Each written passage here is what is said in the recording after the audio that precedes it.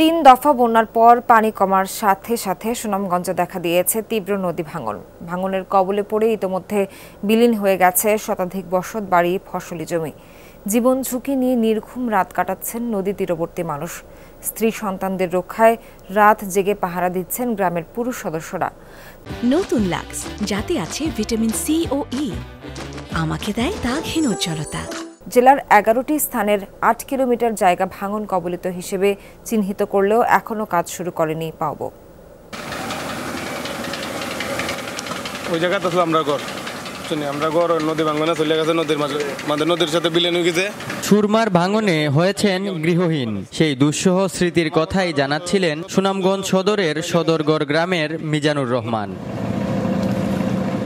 এরই মধ্যে জেলার বিভিন্ন স্থানে নদীগর্ভে বিলীন হয়েছে শতাধিক ঘরবাড়ি, ফসলি জমি, সড়ক। হুমকিতে আরও নানা স্থাপনা। আতঙ্কে নির্ঘুম রাত কাটছে অনেকের। শেষ সম্বল নিয়ে অনেকে চলে গেছেন অন্যত্র। আমাদের গ্রামের অবস্থা হচ্ছে এই বন্যা, এই গাঙ্গে দেন বাড়িঘর দর ভাঙ্গে যেতেছে, বাড়িঘর সবগুলো আমরা ভাঙ্গে গেছে। আর আমরা কোথায় যাই, আমরা কোথায় আমরা বসত বাড়ি কর্ম গিয়ে এখন আমরা নাতি নশা লইয়া দিন, আমরা ঘুমাই, আমরা রিক্সের উপরে ঘুমাই, আমরা রাত বইয়ের লাগি ঘুমাইতে পারি না।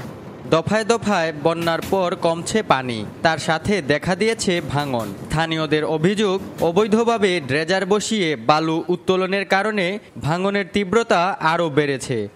সেখান থেকে এক বছর হয়েছে আমি কেন আইছি, এক বছরের ভিতরে ব্যাঙ্গা মাসের ভিতরে গেছে ব্যাঙ্গা। যে নদীতে মালের কোনো অস্তিত্ব নাই, যেগুলা ডলে এসে পড়ছে ওই মালগুলো ওরা অবৈধভাবে উঠে নিছে। যে বাড়িঘরের সাপোর্টটা নিচে সাপোর্টটা ভেঙে ফেলাইছে।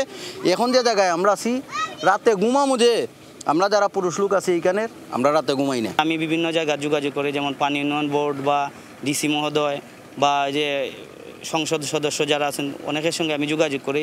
যোগাযোগ করার পরে তারা বলে যে দেখতেছি বইলে এই পর্যন্ত প্রায় বিগত 20 বছর। এই যখন অবস্থা, তখন পানি উন্নয়ন বোর্ড অপেক্ষায় আছে বরাদ্দের।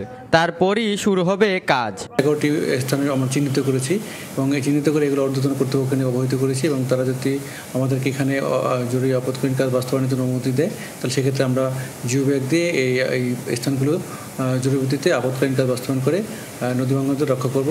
পাশাপাশি আমাদের এই বছরের যে ওএনএম বাজেট রয়েছে, সেখানেও অর্থ চাহিদা পূরণ করা হয়েছে। যদি এখানে অর্থ বরাদ্দ দেওয়া হয়, সেক্ষেত্রে আমরা এই স্থানগুলোতে প্রিকশনারি কাজ বাস্তবায়ন করব। পানি উন্নয়ন বোর্ডের তথ্যমতে জেলার 11টি স্থানের 8 কিলোমিটার এলাকা জুড়ে দেখা দিয়েছে নদী ভাঙন। সোহানুর রহমান সোহান, যমুনা নিউজ, সুনামগঞ্জ।